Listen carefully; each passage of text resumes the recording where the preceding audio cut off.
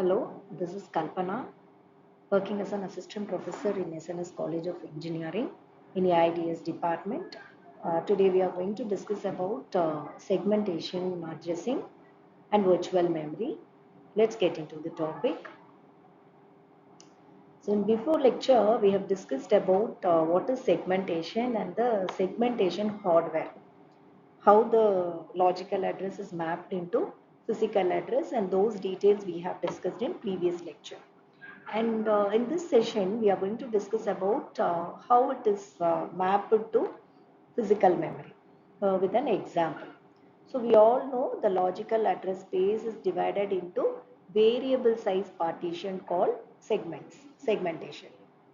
So here, uh, for example, I have mentioned subroutine. For subroutines, for functions, we have mentioned as we have given segment 0, and segment 1 is for square root subroutine, and segment 2 is for main program, segment 4 is for symbol table, and segment 3 is for stack. Okay, so like this we have divided into our code is divided into different segment memory blocks. So here in segmentation, one important data structure we use, which is nothing but the segment table. So in paging we use page tables, and in segmentation we use segmentation table. So here two things will be there. Inside the table we'll be having the limit, okay, that is, which means the size, and the next is the base address. So this base is nothing but the starting address of the memory block, starting address of the segment. Once again I repeat, so this limit is the size of the block, and this base address is the starting address of the block. So here this is my segment number 0. So for segment 0, my limit is 1000 and base address is 1400. So which means, it means what? The starting address is 1400. I have to start the segment from 1400. So where I have to end, my size is 1000. So 1400 plus 1000 is 2400. So my limit is 2400. So I have to start the segment 0. See here in segment table, for segment 0, the limit is 1000 and base address is 1400.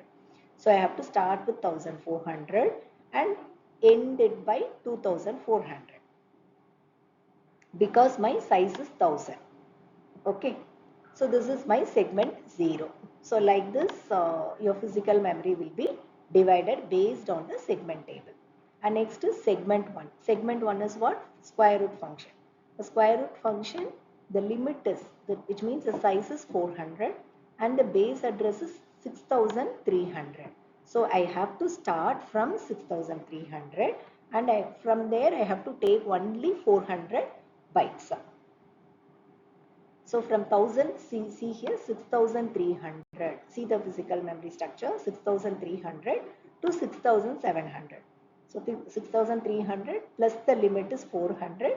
So I can get 6700. So this is my segment 1. Okay. And my segment 2 is main program. So main program is what? Segment 2. So it is also the same, 400 is the limit and the base address is 4300. So I have to start my segment 2 from 4300. Okay. In physical memory, the starting address of the segment 2 in physical memory is 4300 and the limit is 400. So if I add 400, what happens? 4700. Correct? 4700 is the limit, which means the ending address. So segment 2 will be residing here. And the next is segment 3. Segment 3 is stack memory. So here limit is 1100. Limit is 1100 and the base address is 3200. So the starting address of the segment 3 is 3200. From 3200 I can take 1100 bytes of memory. So just add 3200 plus 1100. you get 4300. So the starting address is 3200 and the ending address is 4300. So this is my segment 3. Okay. And the next is segment 4, segment table. So the size is 1000, starting address is 4700. Just see, from 4700, the size is 1000, so it becomes 5700. So from 4700 to 5700, my segment 4 will be residing. Okay. So like this, what I have to do, I have to map my logical address space to the physical memory with the help of segment table. So your segment table will contain your segment number and its limit, the size and the base address, which means the starting point of the segment, particular segment, starting address of the particular segment. So that's all about today's session. We'll see the virtual memory in next class.